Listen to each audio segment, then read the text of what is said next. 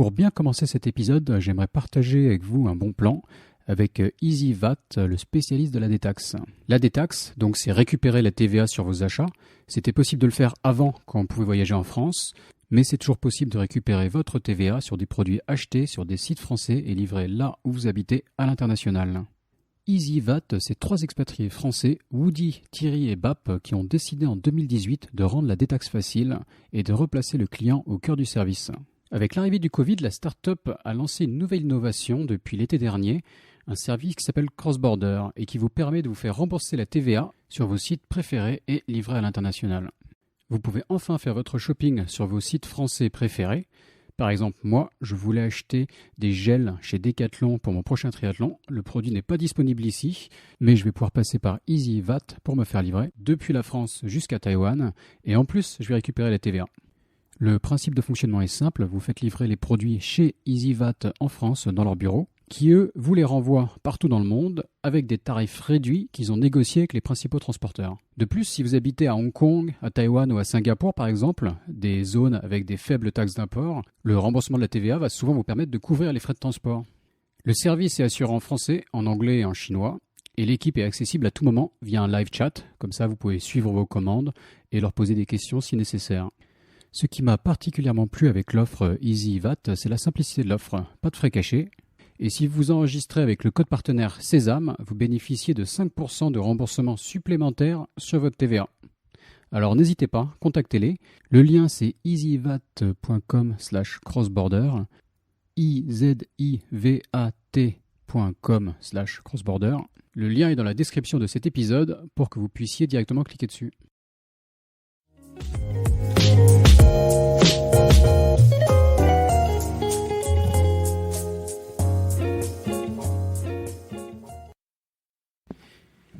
Hello, Thomas.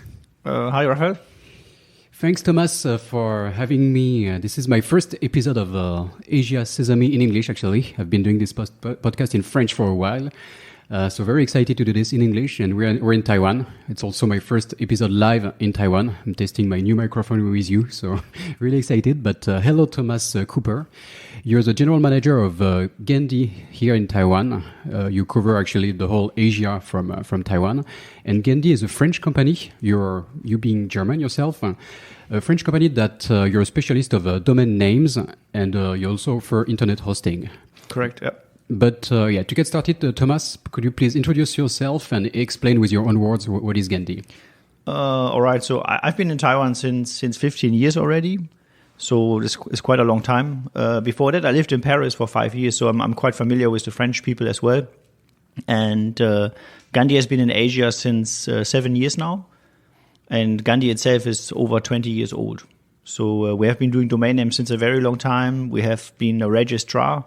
We were among the first ICANN accredited registrars since the beginning of the sale of domain names. So we have been offering .com and .net since the very early beginning when domain names started to be sold. And at that time, the company was completely different than it is today. At that time, it was just a few people, a bunch of internet nerds in France who started the company. And now we are a real company which has offices in 4 countries. And more than 150 people who work on the product and the daily customer support. Mm-hmm. All right. So domain names. So basically, that's like your .com. That's what you do. Like when you start a new company, the first thing is you need to find a name for your company. And quite often you want to get the .com, correct, and that's what we call domain names. Yeah. Even after 20 years, even after the .com boom, even after all these things, even after Facebook, Instagram, domain name is still essential for every business. Mm-hmm. Still essential for every e-commerce. And if a company doesn't take care about the domain name, even if it's just a couple of dollars to buy, you will see very quickly how much they care about the domain name if it's offline. Your e-commerce doesn't work anymore, your email doesn't work anymore, your website doesn't work anymore, so you can't sell. So domain name is much more important than people mostly realize. Mm-hmm. So and we often have the issue that we need to explain this to customers, that we need to tell them, hey, your domain names are important, also internationally. If you sell in multiple countries. So it takes some time to educate this customer. That's especially what we have done in Asia for the past 7 years. Okay, all right. No, that's super interesting, and we will get more in details in a few minutes. But before that, I would like to understand, I mean, you've been in Taiwan for a while, so explain us, how did you first arrive here? And explain us how you ended up, after a few years working in Taiwan, starting, like the local operations of Gandi. Yeah, so I came here 15 years ago because I got a job offer from a Taiwanese company which is making ADSL routers, so modems. At that time, it was the ADSL boom. So I was working for a French ISP at that time, and they made me the offer that I can work for them as project manager. And so at that time, I moved to the Hsinchu Science Park, which is in Taiwan as well. It's very famous. There's more than 3,000 companies there. Famous for semiconductors. Yeah, semiconductor and chipsets and so on. But nobody knows these companies mostly because they don't have their own brands. They mostly produce ODM chipsets, the original device manufacturer, ODM.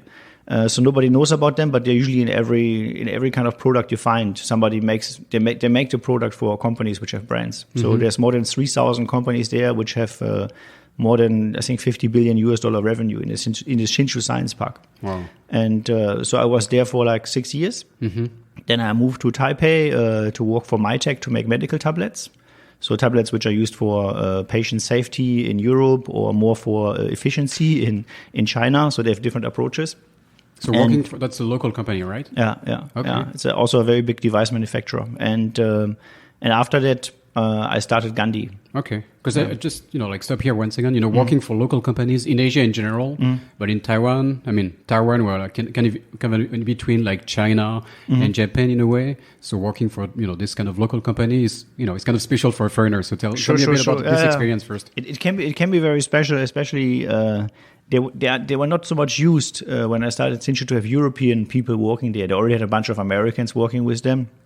But because I took care of most of the European market for them, our European customers, like Telefonica and Deutsche Telekom and Franz Telekom, they were not so familiar that someone is starting to work a bit later during the day and leaving later in the day. So because they're very procedural, very SOP in Taiwan, those big companies, they asked me why I always leave so late, but in the same time, they always ask me why I always arrive so late. So they didn't really understand that it's necessary to shift the time or that you can't exactly clock in, clock out at 8:30. You're not doing it for fun. Basically, your clients back in Europe are working at this time, so you have to do it.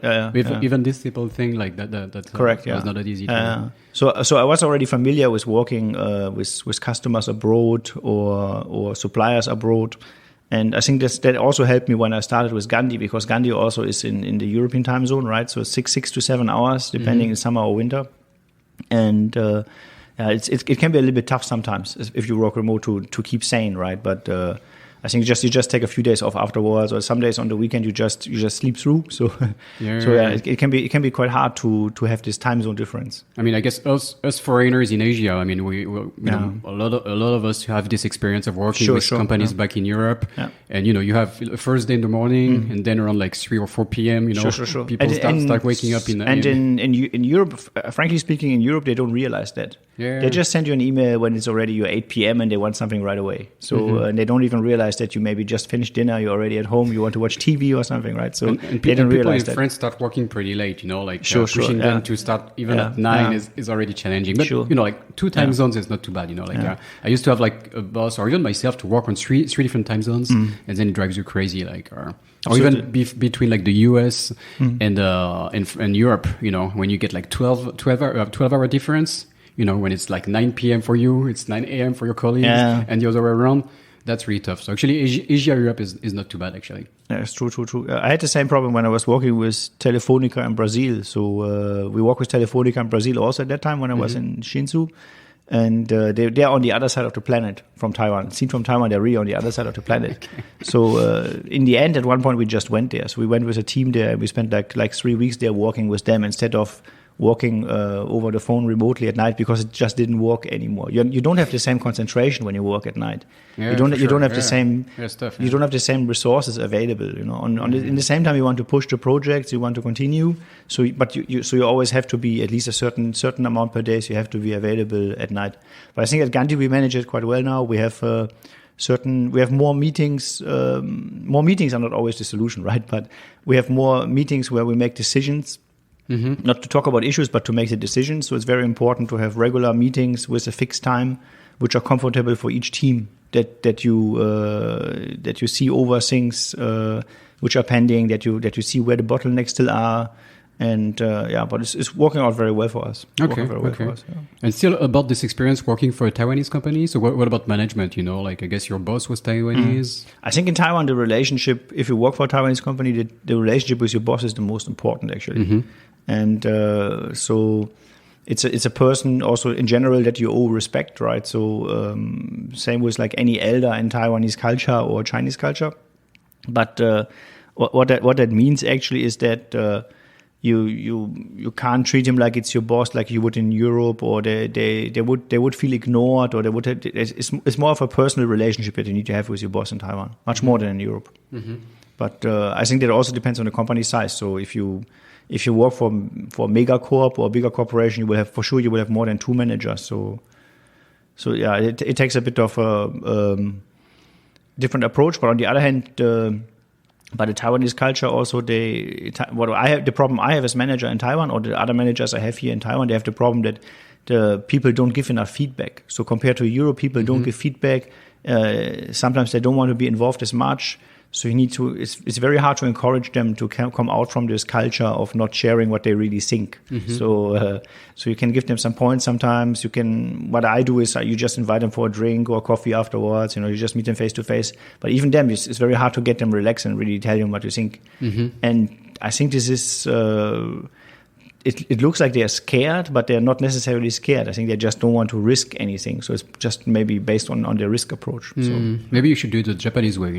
I've had quite a few interesting episodes about Japan, and taking your colleagues out at night and having a few drinks. I guess it helps. Japan is a country where there's a lot of alcoholics, right? And because of that, but it's also a good country to drink. I love drinking. Okay, so but I miss Japan not only for that reason. And I worked with Japanese also when I worked with T-Com, so that was the company in Shinsu I worked for. When I was working in Shinsu, we also had a Japanese customer. Japanese people, many people, they compare Japanese with Germans because they say both have precision, okay? But I think there's a big difference between Japanese and German is that the Japanese, they don't really know how to relax. So they do the precision, and if something doesn't work and they don't have a backup plan, then they don't know how to do it.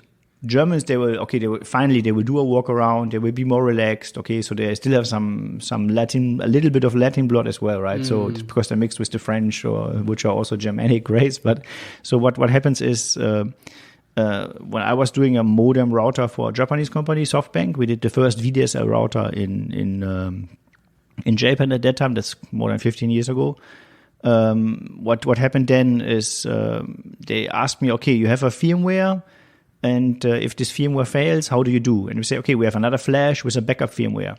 And then they ask, okay, what is the backup of the backup? What if the backup fails? So they're so detailed. They care about all these backup procedures that they really want to make sure that if everything is falling down, they need to have a backup. And I think part of the reason why the Fukushima accident happened is because they maybe didn't have a plan. So if Japanese don't have a plan, they want to meet first. It takes them days to make decisions. And it's very tough then to finally to agree on something because they really want to have a procedure for every little thing.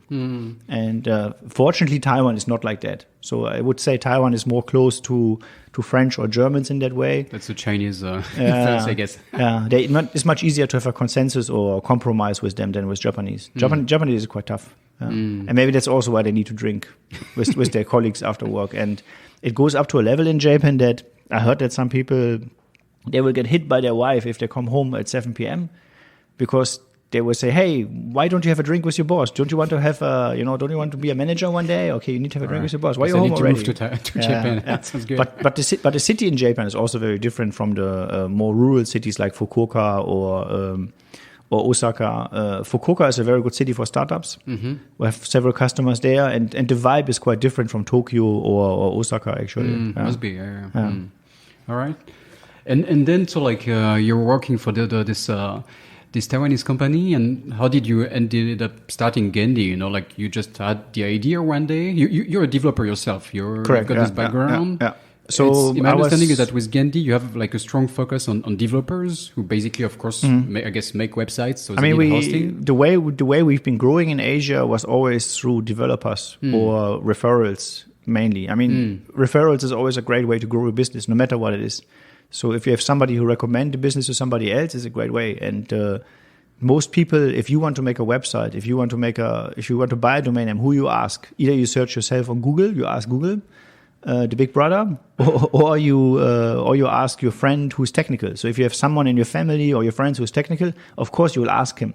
And if this person is confident in Gandhi, then of course he will recommend Gandhi. So that was always our approach, that you need to have somebody you want to be the one who's referred to, or you want to be the one that people can trust. Mm-hmm. And because if you have confidence in someone's business, then it's usually an easy sale. And that's the thing, to find this kind of tech solution, no matter if it's like a hosting solution or any software, you look it up online, but it's very difficult to make a choice because you've got like so many different rankings. They're all different. Yeah. Actually, I think like companies are paying to be part of those rankings. I'm pretty sure like the whole hosting and domain name business is huge, and those companies are paying like big money to be on top of those rankings. So it means you cannot really trust this information you're finding online. But your approach is different. You're really like working with developers, and that's kind of word of mouth, but more in a more like, let's say, healthy way, like more people you can trust, basically. Correct. Yeah. I mean, until a few years ago, we didn't even do any advertisement online. We never did any spend. Our slogan is no bullshit. Yeah, I did notice that. Yeah, I think it still is. And some Americans don't like the slogan. For them, it's too vulgar. Okay, but we have been looking already for a different slogan since a long, long time. But it's really nothing. It's very hard to find something. How does it translate in Chinese? I don't know. I don't think we have an actual translation for it. But it's hard. It's hard actually to find something which has a similar sound, which is as clear as no bullshit. Okay, because no bullshit really basically means like, okay, you're not trying to. A lot of registrars or domain name registrars, when they buy a domain name, they will tell you, okay, hey, you can have additional protection if you just pay $20 per year. Or the next year, they're going to double the price and say, okay, you also, if you want to have an e-commerce package, you pay this much extra. And in the beginning, maybe it looked like you pay $1 for a domain name, but you end up with a bill of $120, and you ask yourself, how does this happen actually? So because every little services costs extra. If you buy a domain name at Gandhi, you already have 2 mailboxes with 3 GB.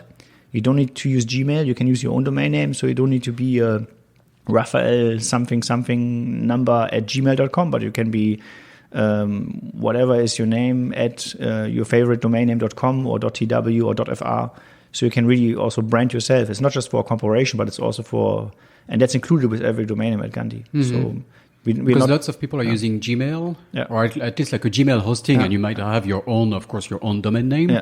And it's quite expensive because you have to buy the whole package, right? It's not only like an email, but it's like the whole but with Gandhi, you already have mail included, so you don't need to buy it. And in the end, it was much cheaper than what you could get with Gmail. Correct. And I guess not everybody is using the whole Google solution. If you want your domain name with Google and mail, I think you have to pay additional fees every month for having their Google Workspace stuff. I'm paying like €6 a month, that's too much. And your price is more like 15. Is it 15 euros a year, or what's the price for you? Yeah, correct. Yeah. So so that's a huge difference actually. And if you get, it's just me actually. So for this podcast basically, but if you've got for a bigger company, that in the end it adds up. So okay. And it's an industry that is a bit, I might not call it scammy, but it's like the marketing is, it's hard to understand, and you end up paying a lot, and they're like, On one hand, it's easy to set up a cheap website. It's very easy for people to make something online which scams people, or which looks cheap and which is just stitched together.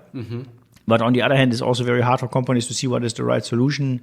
Because you don't need to have your email with the same provider. You don't need to have your hosting with the same provider. But most people forget that, and they just go for a fixed package with one provider. They buy everything from them. They buy the hosting from them.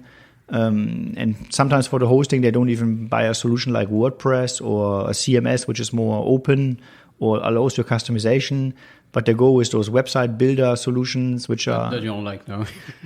Personally, I don't like them. You seem to be like a developer, like an open source guy. Correct, So there's these closed... So my friend, who's also this kind of developer, he likes Gandhi. I was like, Gandhi is cool. So I guess those are your customers. But I do use like Wix, for example. Correct, Which in the end is pretty convenient. I think WordPress is getting more and more complex. Actually, like I did a website with WordPress a few years. Like WordPress, I think is like the number one in the world. Like, sure. And I mean, every CMS like that. So it's a CMS, a content management system. Every CMS will take you a little bit more time to get used to it. I mean, Wix will also take you some time to get used to it.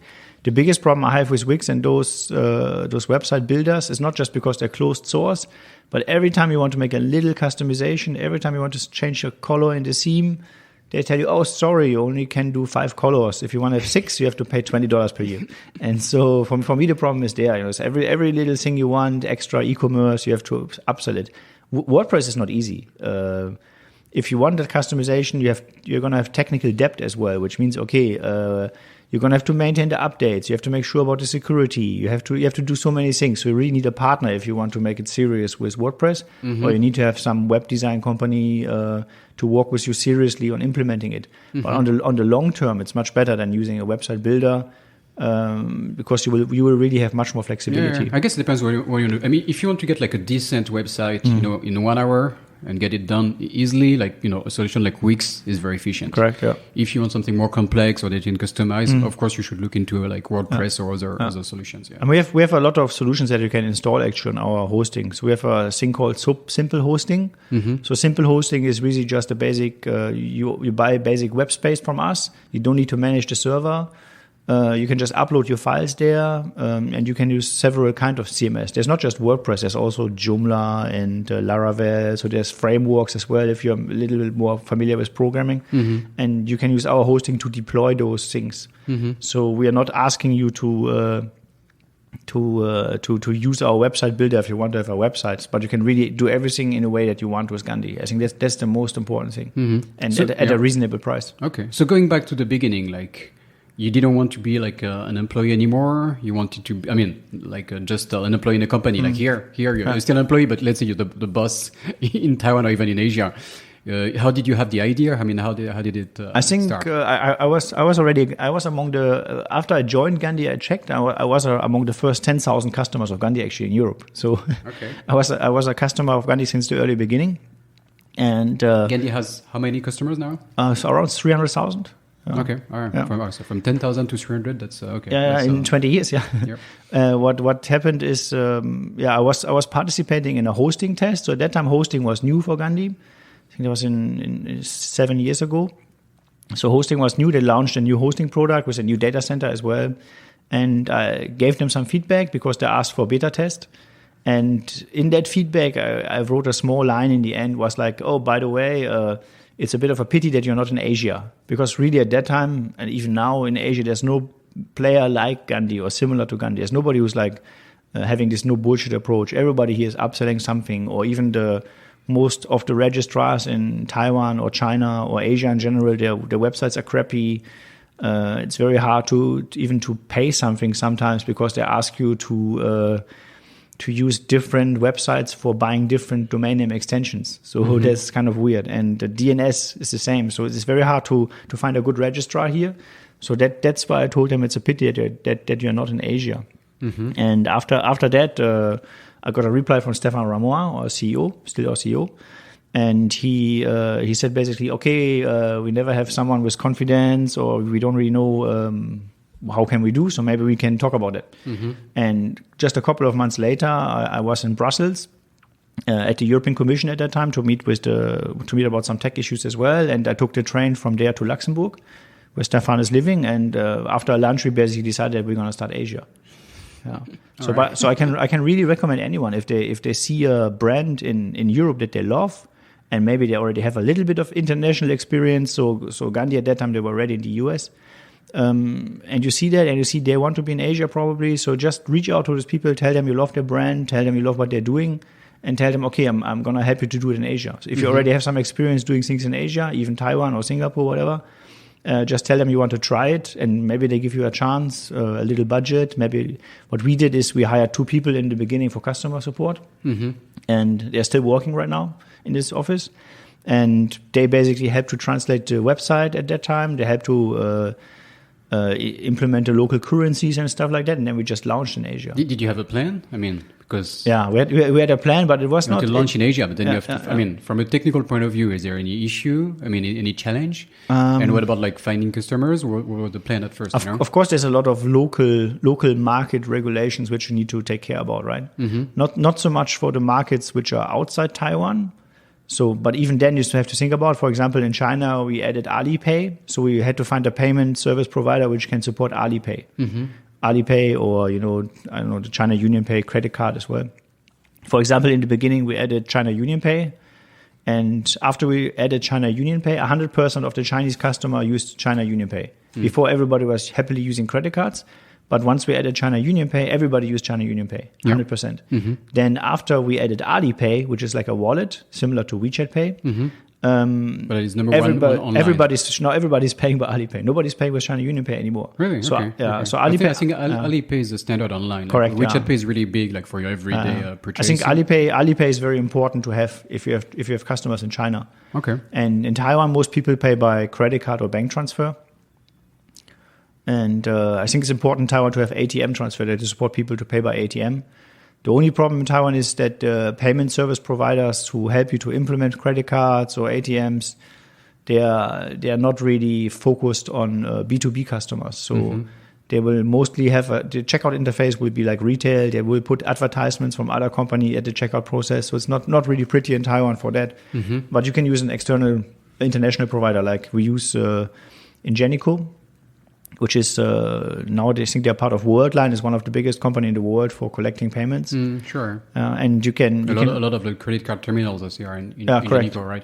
And you can use those, and you don't need to rely on a Taiwan third-party payment provider if you set up a online payment system here. Okay. And basically, what you're selling here, I mean, did you need at first to get like hosting in Taiwan or in Asia? Or actually, that was just like a local office, and you could basically keep selling what the French company, was doing from HQ. Our goal was always to be as local as possible.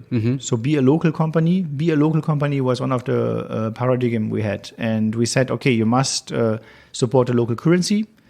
In Taiwan, you also must support this special thing called Fapiao, right? So you must give the customer an invoice, a VAT receipt. Yeah, people always call it invoice, but it's actually a VAT receipt. So an invoice is something else. But so what we do is the tax receipt, and these things have to be given out right away. But it's a bit hard to explain to people in Europe why this kind of thing is important for Taiwanese. And that was challenging, getting the whole Fapiao thing. Absolutely, yeah. So at that time we had to find a turnkey provider which can do it.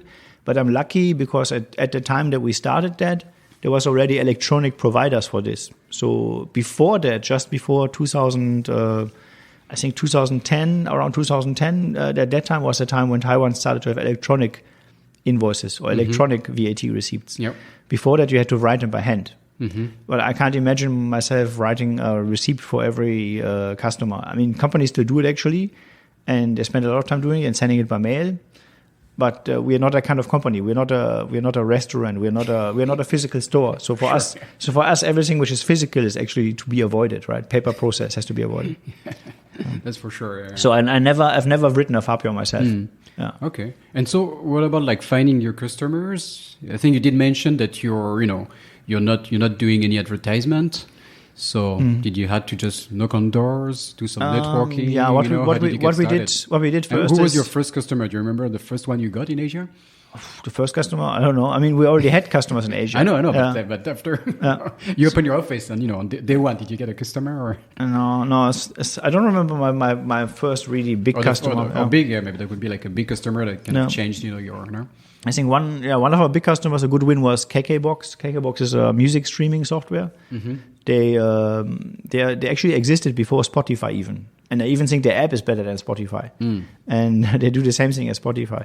But this was a big win for us, that customer, because also a big brand. They have several brands. They have KK Stream, KK Box, KK TV now. They were a big win for us because they're also very tech focused. They're also a company which has a lot of tech people inside. And we actually met them through a developer conference. So companies like them, they really work hard that they really do everything technically correct and secure. And so they were very compatible with us because they saw, okay, we have a corporate solution for them. We can manage all their domain names. We can manage all their brands. We can increase their protection. We can increase their DNS uptime. So DNS uptime means like, okay, we can make sure that their domain names can always be found or resolved no matter where the customer is located in a very fast manner.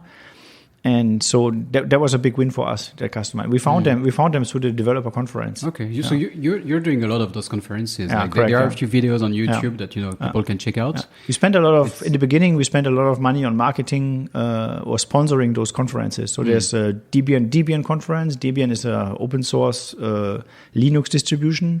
So we supported DebConf, which happened in Taiwan as well in 2018. We supported PyCon. PyCon is the Python conference for developers in Japan, Taiwan, Singapore. Then we support other internet initiatives as well. Like we have conferences together with TWNIC, which is the .tw registry, APNIC, which is responsible for IP attribution in Asia. And so we have several conferences where we always participated, also as speakers, and gave our point of view how the internet should work or what people should take care about when they register their domain names. And I think we have helped a lot of people actually to better manage their domain name portfolio, to understand the issues they might have and avoid them headaches as well in case there are phishing issues or spams or scams. Because it's very easy to lose your domain name if you click the wrong thing or if your computer gets hacked. Right. Yeah. So those on the videos, you can see those are like very nerdy conferences. Sure. 99% guys, like Asian guys wearing glasses. Yeah. But I guess your like no bullshit approach is perfect. I mean, this is your customers basically. So and that must be pretty efficient because I guess. Are you still doing sponsoring? But in DOA, I guess it's not that expensive, and you're really reaching your customers. So we still do not as big as before. We do a lot. We host a lot of events in our office as well for communities. So if they want to talk about WordPress, talk about some marketing approaches, even for online, we can host them in our office, and we have space for 40 people here in Taipei. Yep. So we do the local events as well, and we do webinars as well to talk about DNS, to talk about basic things you need to know about registering a domain name, all in Chinese. But in recent years, we've also expanded that to Japan and Singapore. Singapore, one of the big conferences is FOSS Asia.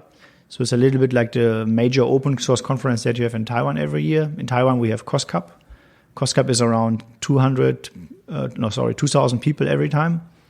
And they're also talking about hacking and not just about open source or websites, but they talk about hacking. They talk about open government. They talk about all these things which are important for like having a transparent software and open source software as well.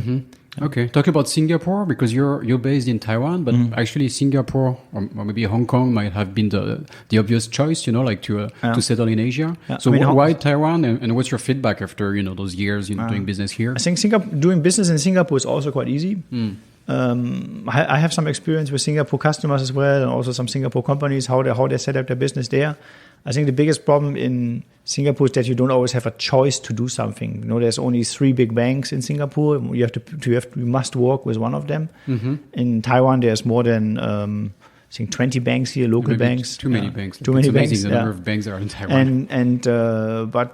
I think also with the. I'm not sure. I mean, I'm not sure everybody would agree, because I've heard the feedback of entrepreneurs about banks in Taiwan. Sure. It's not easy. What I'm saying is Singapore. It might be you might have less choice, but I'm not sure. I don't know what I'm talking about. But they're not. But the banks in Japan, Singapore, and Japan as well, they are not good. I can say they are not good. All right. And they're actually very hard. They try to improve, actually. So some of the banks are now improving. They have more online services. Many of them also have bilingual services now. I think the language barriers might be one issue. But the biggest issue in Singapore is for the banks is actually that they will ask you some special things just for compliance, and they will give you a hard time actually doing business with them because they want to give you documents. They want you to open every transaction you're making. So they're very vigilant about what you are doing. So Singapore banks are a little bit... ear picking, so they are very hair splitting. Let's say hair splitting, yeah. So they can be very tedious, or they can be very annoying about asking the things you are doing. But Singapore itself is very procedural, right? So I think the biggest advantage of Singapore is that they speak English. Yeah, for sure. Yeah. And even better English than Hong Kong and Taiwan. Taiwan has to catch up on the English still. Yeah. The government keeps saying that English will be like an bilingual official nation.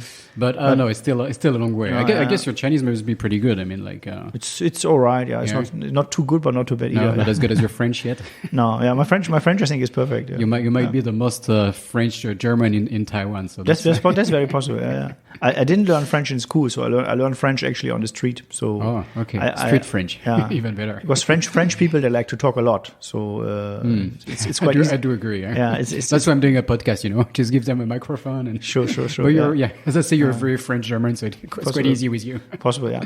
And what about talking about this? You're a German guy, working for this French company. So we've been talking about the cultural difference with Taiwanese. But what's your feedback about working with a French company? And give us a no bullshit answer, obviously.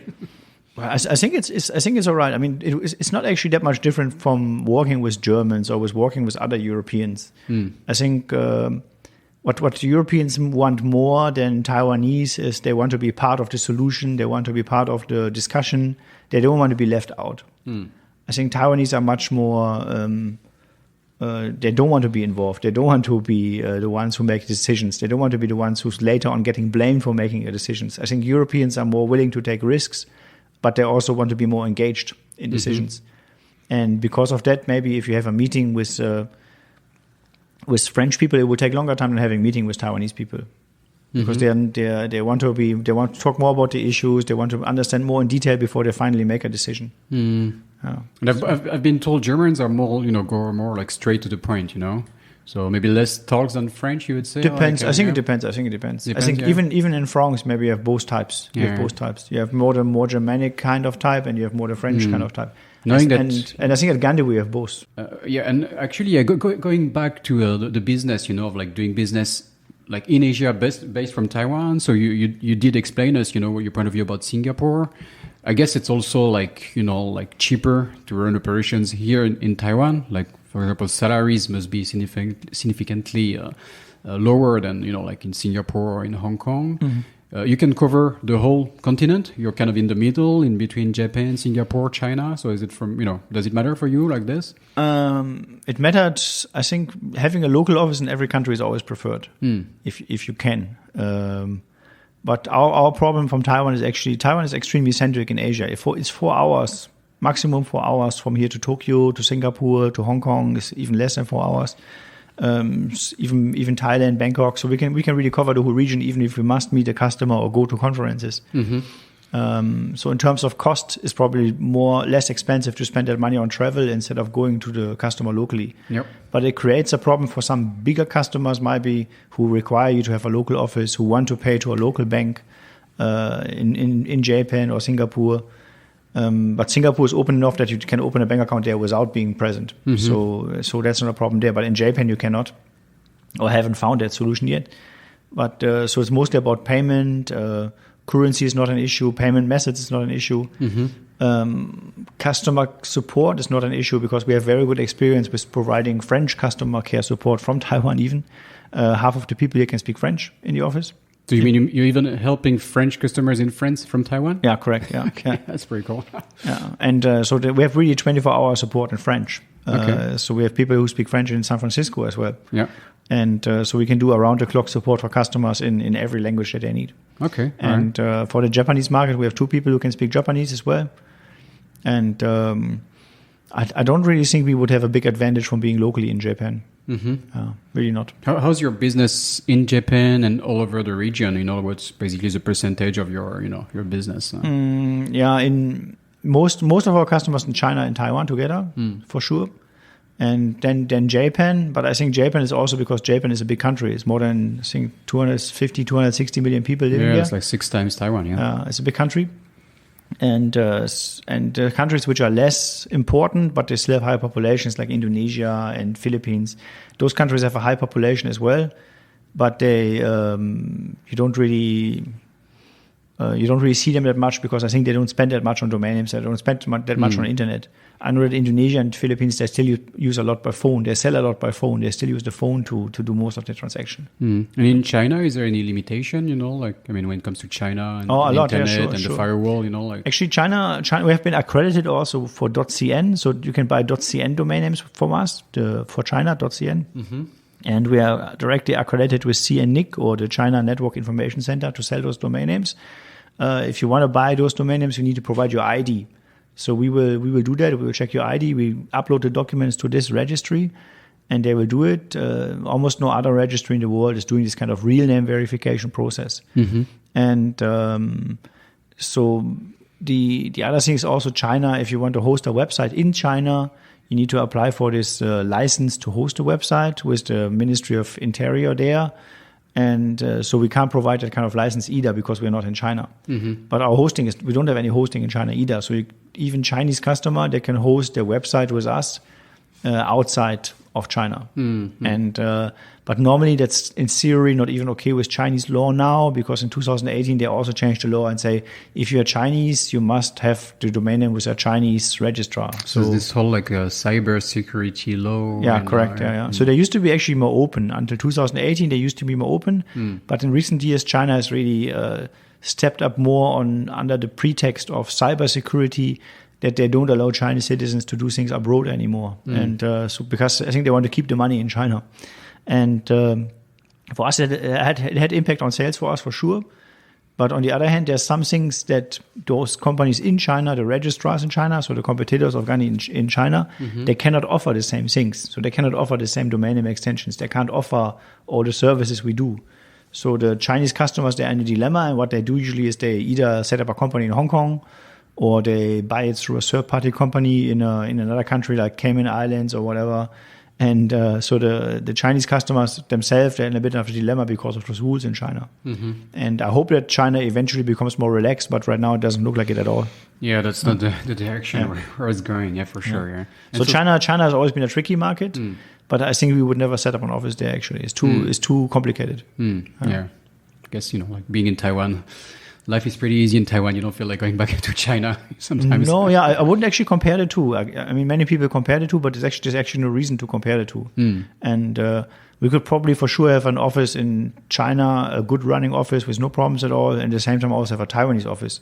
Taiwanese already do that since more than 50 years, actually, that Foxconn, for example, the big producer for iPhones, they produce stuff in China, they produce stuff in Taiwan without problem. And I think Chinese companies, Taiwan companies, they employ around 30 million people in China. So 30 million people in China have their job because of Taiwanese companies. And the electronics, it's pretty big, for sure. And the whole actually the contribution of like China becoming like a world power, the contribution of Taiwan is actually pretty big, pretty big investment. What disturbs me a little bit is like Joe Biden, for example, saying that China wants to be a world power, and he has no problem with that. For me, that's a problem. So China has to be open-minded as well.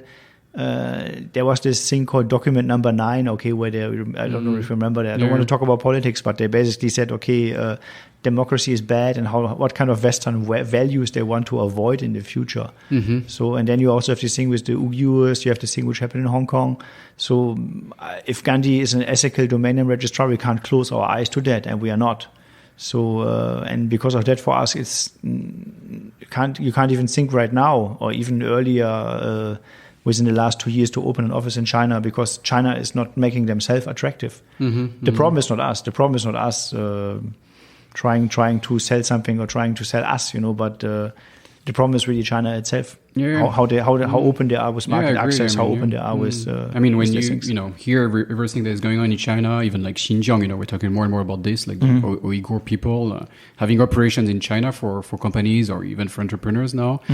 That's, you need to think about this, that's, what China is doing and what's going to happen in the next coming years. I have a lot of friends in China, and I have a lot of people I know in China, but but they're really in the dilemma now that, I don't understand why they have to be this way. They can also take a more pragmatic approach and be more open-minded. But unfortunately, it's not the case. Yeah, for sure. So going back to the domain names, that's what you do basically at Gandi. Like we all know that, there was an opportunity to make money with domain names. Like, was it like 20, 30 years ago at the beginning of internet, if you could buy like pizza.com and Correct, that would be worth quite a bit of money. There was a .com boom. Yeah. But it was a bubble. Okay. So that was a bubble. Okay. Yeah. So it pretty much disappeared very quickly. I think it only took like 2 or 3 years. And I think that, I don't remember much personally from that time because I wasn't really invested in domain names at that time. So I can't say much about that period myself. I just know that at that time in Germany, .de, the domain name exploded. Like they tripled every year the amount of domain names which were registered. And I think that's also at that time because domain names were sold extremely cheap by a couple of providers. Yeah. And it's still pretty cheap, no? It depends, like the price. Yeah. I mean, you can get like domain names for like €1 or whatever, and some are more expensive. Like it looks like it, but actually, as I said, then afterwards they have this upselling thing, or they make it hard for you to move them out. Yeah. I mean, from our end, if we always sold domain name extremely cheap, what we actually notice is that the amount of scams is also increasing. So it's not actually in the interest of a registrar to sell a domain name extremely cheap. And also the value of some domain name extensions. Maybe you know some domain name extensions which are maybe popular, new extensions, but maybe you know them more because you have seen so many spam emails from them. Could be. So it's better not to buy those cheap domain name extensions, but you can pick a domain name extension for your business which is reliable or trustworthy. Like for example, .club. .club has been around since I think now it's 5 to 6 years. So that was my next question. So we had like the .com and like the but now you have like new domain names or extensions coming up. Yeah. And how do you see this? I mean, is this like an opportunity also? Maybe like some of the new domain names are going to become hot. And how does it work? They are already hot, and I think .news, for example, is famous because Apple had Apple.news, or there's a few customers even in Taiwan who bought their .bank with us, so you can have a .bank domain name. And the problem is for brands or for customers to understand what are the rules about these extensions, because some of them have special rules. For example, .club is open for everybody. They have some domain names which are also more expensive. They call them premium domain names. So they're more expensive not because of us, but because the registry, the people who operate the extension. Who's in control of this, actually? Is this an association? It's the registries. It's registries. And it's international? It belongs to one country? Or? No, that belongs usually to companies, so not countries. Yeah. But for example, .paris is managed by the same entity, which is also managing .fr for France. All right. .taipei is managed by the Taipei city government. Okay. .tw is managed by TWNIC, which is an association which is now, I think, reporting to the NCC or MOTC in Taiwan. But so each country has their own rules. Each country has their own associations or companies who run those extensions. And for customers, it's very hard to understand this, and that's why Gandi exists, or that's why our corporate service also exists, because we give these companies a way to understand all these rules. So you have to understand for .club, the domain name can be expensive the first year because they have premium names, but the renewal price is always at the normal rate. Okay. Other extensions, they will always ask you to pay the premium price. They never lower the price. So if you pay $2,000 for buying a very short brand name with I think maybe, for example, .design, the next year you will also have to pay that amount. Okay. Same with .app. .app is from Google registry. So .app is popular. You can have a two-digit or one-digit extension. Some, like for example, I don't know, Q.app or A.app, and that would cost you like $10,000 a year. And every year you will have to pay $10,000. Okay. But if it was A.club, for example, you would pay probably $10,000 the first year, and the next year would just be $12. Wow. Okay. Yeah. And you think like for a company, like should companies stick to .coms? Or like any domain name is all right. I think even it's always, longer ones. it's always, because sometimes are there like technical issues if it's more than 3 letters? Sometimes like some systems don't recognize them or no. I think there's branding aspects. Yeah. There's security aspects. So for branding aspects, for example, now .beauty is launched. If you have a beauty, if you have a shop, or if you're a business which is related to the beauty industry, probably you want to register your brand name .beauty. And .beauty has no restrictions, so they're open for everybody. If there's another extension which is more restrictive, maybe you don't need to register it. For example, .law, for legal, like law. you don't need to register it if you have a brand name, because this extension can only be registered by accredited lawyers. So they have specific conditions for each domain name. The pricing is different. So, but we always provide free advice. So if you send us an email, you just use help.gandi.net and you write us an email, hey, I want to have a naming strategy advice. We get back to you free of charge and give you a little bit of strategy, which names you should buy. So if you have a company, it might be a good idea to look into your industry and find out if there's a new like domain name extension like .law or .beauty and just get it, because it's might be a small investment, but it might really matter a few years from now. Yeah. But there's over 800 extensions. Oh, okay, all right. So they might want to ask an expert, and that's correct. Where and it keeps changing. So some registries they change rules, other ones they get taken over by other ones. So there's consolidation in the market as well. There's also protection mechanisms you can have. So it's usually the best to ask an expert about it. Okay. And so what about protection? I mean, I did also meet your colleague here. You've got a French employee who's, I don't know if she's a lawyer or she's like doing legal advice. Yeah. What kind of protection do you offer? And you know what? We have a brand monitoring service. So if someone else registered your domain name, you can find out right away, or we tell you who registered those things, which is important for institutions like financial institutions to find out if someone is set up a website for phishing, or even for brands. You might register something like I don't know, Microsoft Windows .xyz, and then somebody uses that website to get people to enter their credit card data to get a cheaper Microsoft license or whatever. So it's very important for those brands to know when people get those stuff registered, so they can immediately take action to take those companies down. Because no matter what, it will always look bad on their brand if somebody else is using their brand for phishing. All right. Okay, that's super interesting. We're getting close to the end, so I like to end episodes with a couple of questions, quite often about like business development, because that's a big challenge in Asia as a foreigner, to do business development. But I guess we've already covered this, and you had like a very interesting experience with all those conferences and stuff. I like also to understand how you manage like HR, hiring the right people and keeping, those talents is a challenge. Do you have any tip you could share? I think we're very procedural about hiring. So what we do is now you're being German. Probably, yeah. But this is also because most of the people who we hire are in customer care, and for customer care we always take care about the quality. So we have a test here which people have to applicant test which people have to do, and during the interview, if we are not sure about some of the answers, if we're not sure how they're writing responses to potential customers, we would ask them to make another test and write a response again. But also that's with the quality process itself. So every employee is here who's doing support from time to time. They will have to pass a quality assurance test just to make sure they still understand all the terms and all the business that we have. So for a customer care representative, for example, you would not just look for the correct answer. So the correct answer is one thing, okay, but you also want to make sure that they provide some extra touch to the customer. So maybe 20% is the correct answer, 20% is extra touch, and maybe you have another 20% is like anticipation as well. So you want to see, okay, maybe this guy forgot his password, but in the same time you see his domain name is already expiring today. So maybe you want to give him a hand and renew it already and tell him, hey, we renewed your domain name, just pay us later, and when you got your password recovered. So this is like anticipation, maybe another 20%.